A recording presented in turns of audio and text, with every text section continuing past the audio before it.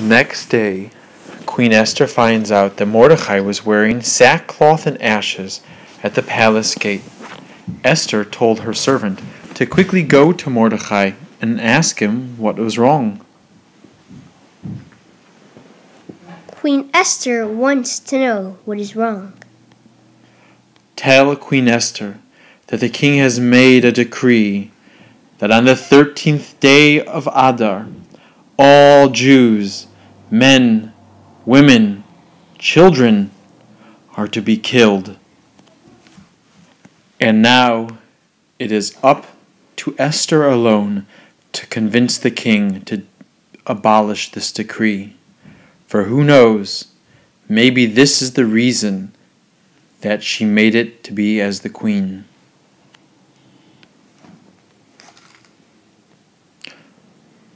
The servant relays Mordecai's words to Queen Esther. She then sends the following message to Mordecai.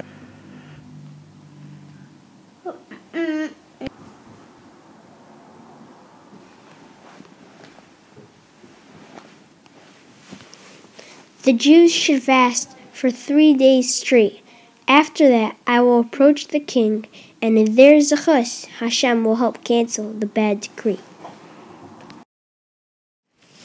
That night, Achashverosh could not fall asleep, so he asked his servants to read him from the book of Chronicles, where Achashverosh kept a record of all the good deeds people did for him. Mercy, what are you doing now?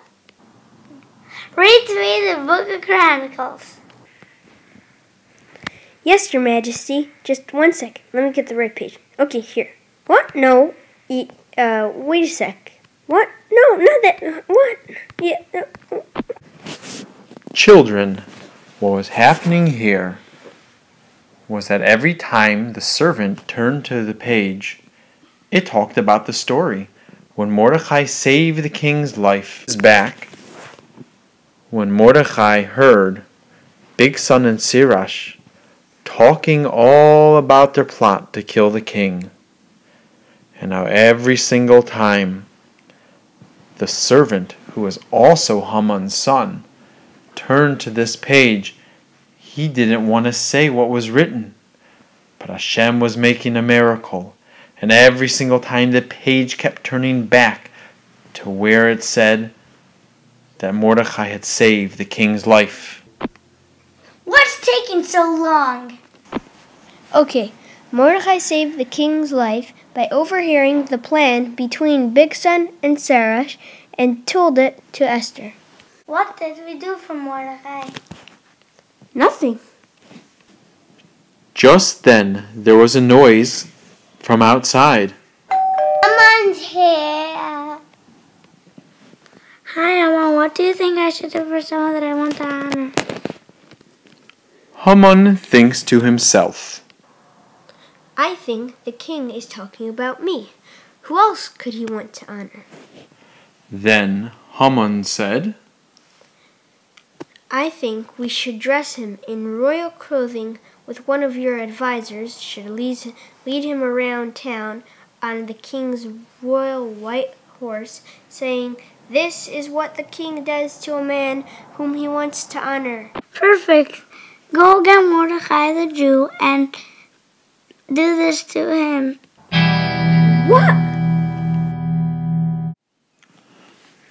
HaMon goes to Mordecai, shocked and still bewildered by what Achashverosh had told him, and sees Mordecai davening and fasting. Well, hello, HaMon. What are you doing here? Did you come to daven with us? Very funny. Just put this on. The king wants to honor you. Okay, but you see I'm in the middle of fasting, and I'm not very, let's say, in the correct frame to be wearing the king's royal clothing. Well, my beard is a mess, my hair is a mess. Hey, weren't you a barber?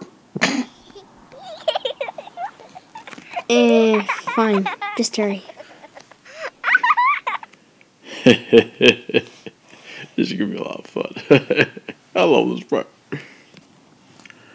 After HaMon gave Mordecai a haircut and dressed him in the royal clothes. Okay, Mordecai, it's time to get into the horse. But HaMon, don't you know I've been fasting? And I can't get on the horse myself. Okay, I'll bend down, you'll step into my back, and then you'll get on the horse. As Mordecai was going to go on HaMon's back, he made sure to give HaMon a good kick.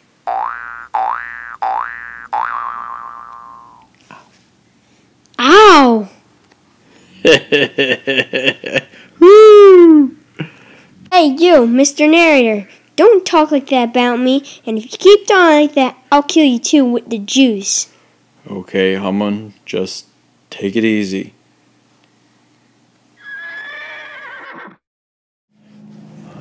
Mordecai is being led around town by HaMon. This is what the king does to a man who he wants to honor. This is what the king does to a man he wants to honor. This is what the king does to a man he wants to honor. So embarrassing.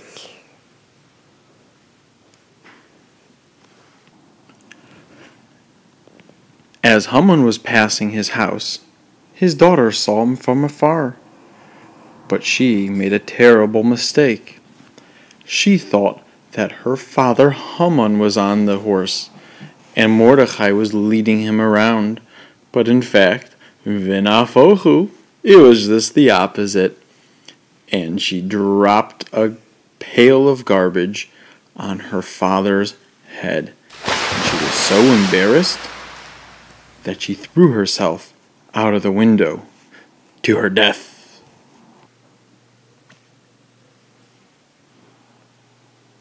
Ho, ho, ho, Mary Portum. Later that day, HaMon came home, sad, embarrassed, and frankly, he looked and smelled like a pig.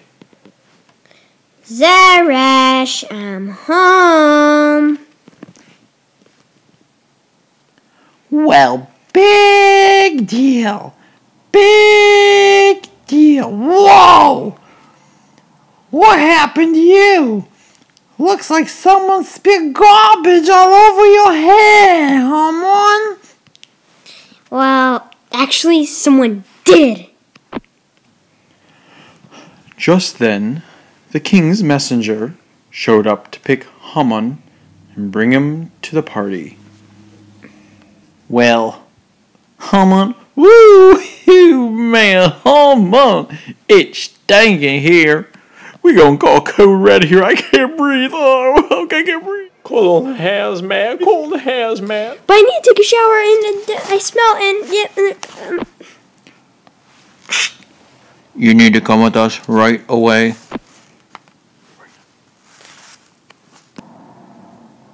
But. HaMon and the king were at Queen Esther's party. Esther, you must have a reason for inviting HaMon and I to this wonderful party of yours. Up to half of the kingdom, it shall be yours.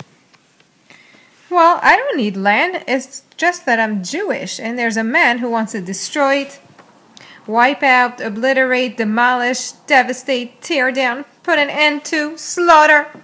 20 minutes later, Murder and kill every single Jew. And who is this man? It's the one and only HaMon. What?